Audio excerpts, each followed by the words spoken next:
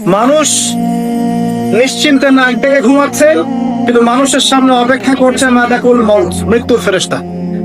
ভাই, আমরা সবাই মারা যাব, এই কথাটা কি আপনারা বিশ্বাস করেন? এই কথা যে বিশ্বাস করে যে পৃথিবীতে সে চিরস্থায়ী নয়, চিরদিন থাকতে আসে নাই, সে কি পৃথিবীতে উদ্ধত আচরণ করতে পারে?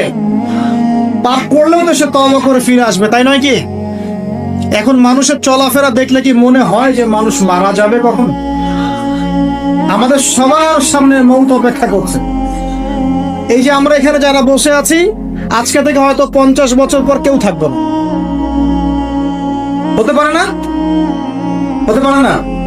50 বছর অনেক বেশি বলেছি আমি। দেখেন না সামনে কি হয়।